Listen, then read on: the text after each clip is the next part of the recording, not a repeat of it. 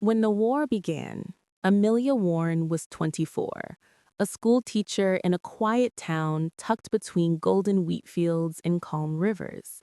Life had been simple: morning bells, chalk dust, children's laughter. But everything changed the day the telegram arrived, summoning her husband, Daniel, to the front.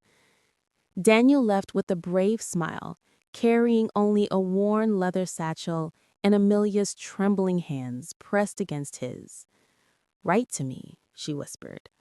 "I'll write every chance I get," he promised. And he did.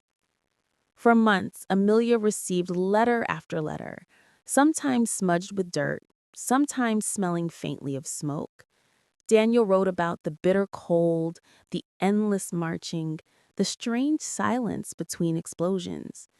But he also wrote about hope, about the stars he stared at each night, about the future he was fighting for. Amelia wrote back just as faithfully, pouring her heart into every envelope. She told him about the school children who still asked about him, about the bakery reopening, about the pear tree blooming early. She told him she was afraid. She told him she missed the sound of his footsteps in the hallway. But she never knew if her letters reached him. None were ever acknowledged. One winter evening, as snow fell in slow, quiet flakes, Amelia received a knock at the door. A uniformed man stood outside. Her breath froze before the cold air could. But the man didn't carry a telegram. Instead, he handed her a bundle of weathered envelopes, her letters, every one of them unopened, tied together with a faded piece of twine. Amelia's heart dropped. The man spoke softly. "I'm sorry. Daniel's unit moved constantly. Supply lines broke. We found these in an abandoned post station near the border. There was no record of him." The sentence remained unfinished, like a page torn from a book. Amelia spent weeks in limbo, hoping, fearing, praying.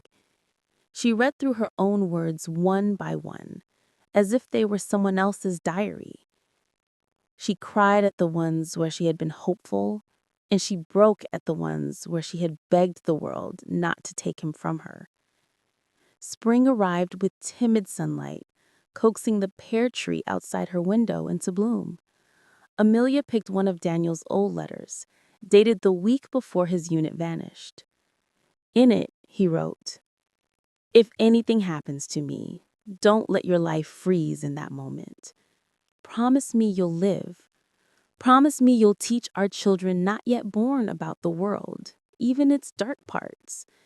And promise me you'll plant a garden, something beautiful to fight the ugliness." That evening, Amelia took a shovel and stepped into the muddy ground behind their home.